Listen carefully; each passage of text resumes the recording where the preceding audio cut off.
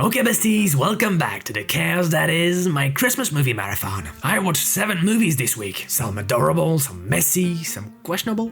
And now we're putting them all together in one long video. Let's get comfy and start judging. Reviewing.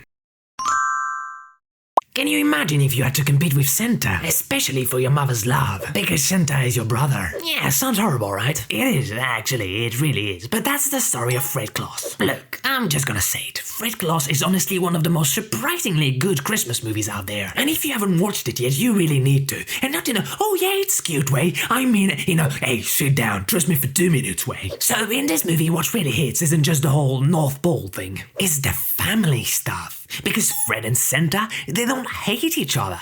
They're not enemies. They're just messed up from years of being put in these roles they never asked for. And you see it so clearly. Their mom is constantly comparing them. Santa is always the favorite, Fred is always the disappointment. And that alone explains everything about why Fred acts the way he does. Like, you can tell he loved his brother when they were young. I mean, he still does. But he built all these walls because every time he got near his family, he was reminded that he wasn't the good one. Parents don't realize how much damage they can do when they praise one kid and shame the other. They think they're doing the right thing, but they're actually pulling their kids apart. So yeah, Fred's annoyed at the elves, annoyed at Santa, annoyed at literally everything. But it's not because he's some bitter, angry guy, it's because he's forced to go back in the environment that hurt him in the first place. And the movie doesn't shove this in your face. It shows it in these small, quiet moments that actually make you feel something. And the thing is, even though the mom never apologized, which I was waiting for by the way, that's not really the main point of the story. The point is watching these two brothers finally see each other for who they really are instead of what they were told to be. And that's what makes the whole movie so good. It's funny, it's warm, it's chaotic at times. But underneath all of that is this really honest message about family and how you fit into it. So yeah, if you want a Christmas movie that doesn't just throw snowflakes at you but actually talks about something real, go watch Fred Claus. You'll finish it and think, wow, I didn't expect to relate to Santa's brother, but here we are. Okay, so that's it for today. See you tomorrow, girlie. You ever watch a Christmas movie and think, oh, wow, this is what happens when a studio says deadline first, plot later? Well, that was me watching A Merry Little Xmas 2025. It feels like the cinematic equivalent of microwaving yesterday's leftovers. Warm, technically edible, but spiritually disappointing. So yes, the premise wants to be cute. Yes, the town is festive. Yes, they try to be modern and inclusive with the doctor having 2 dads, which was nice, genuinely. But everything else, oh boy. The message was stupid. Like, we're doing this whole divorce? No, divorce got a girlfriend. Oh wait, boyfriend. Actually, none of that matters because we still love each other, but now we lost each other, but now we didn't. What are we doing here? Pick a lane, babes. And the mom? Don't even get me started. This woman wants a career, which, hello, is her right? And the movie treats it like she's asking for custody of Santa. The kids can choose whatever life they want. The husband can do whatever he wants. But the mom? Nope. She must remain trapped in this whole narcotic snow globe forever. In 2025, we're really doing that. Performances were fine, they tried. The jokes? Lame. It was like the script desperately wanted to be funny but forgot to include actual comedy. Honestly, the whole thing was a flop. A complete flop. Not offensive, not terrible, just pointless. Beyond inclusivity, nothing remarkable, nothing new, nothing that justifies 90 minutes of your life. Okay, see you tomorrow, boo-boo, with a way better movie, I promise. Love you. Well, not really. Anyway, bye-bye.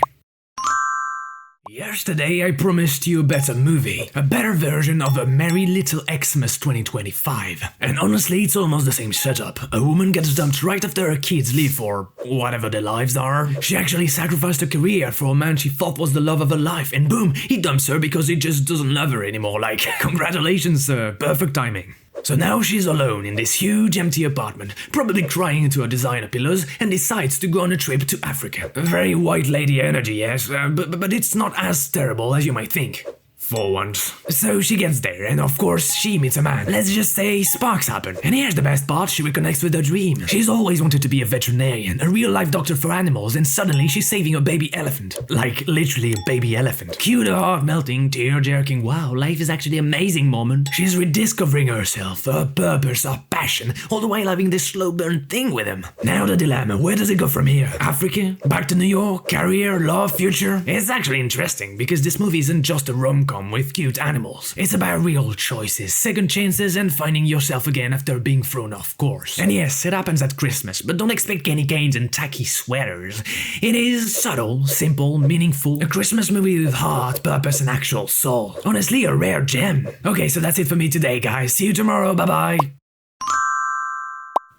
If you got hurt every Christmas by some weird curse or whatever, would you still love Christmas? Because our dude, Ted Cooper, still does. And this is the movie Merry Christmas Ted Cooper 2025. So for once, it's the guy who goes back to his town and he's not mad about it. He doesn't go because he lost his job, or because his job forced him to, or because he's obligated. No, he's just happy to be here, reconnecting with his sister who he's super close with, and surprise, surprise, all that bad Christmas luck actually gives him a shot with his all-time high school crush.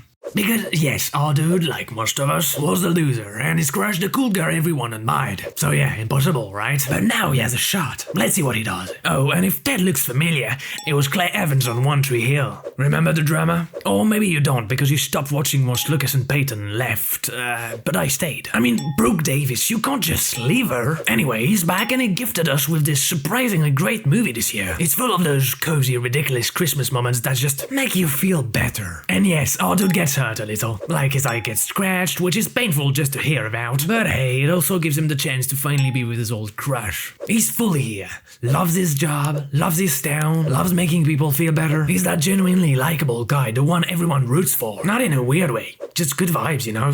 So yeah, do yourself a favor, watch it, laugh, cry, maybe cheer for a man who actually deserves happiness, because god, this guy gets hurt a lot, but it's worth it. Okay, that's it for today. Go watch the movie if you want, don't forget to see me tomorrow, bye bye babies!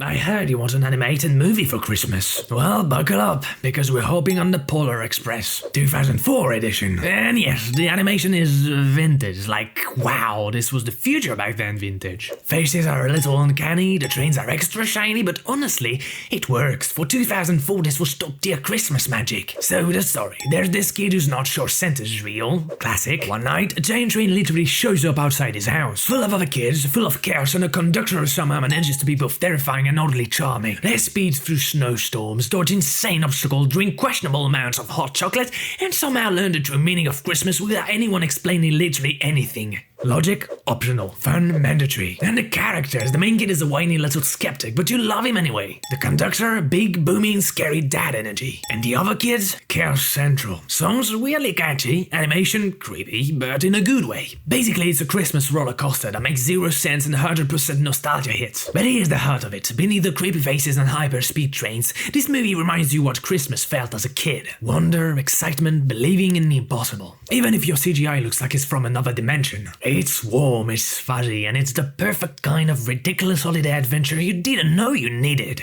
Okay, so that was it for today. See you tomorrow for an incredible movie that I've planned for you guys and only for you. Love you so much.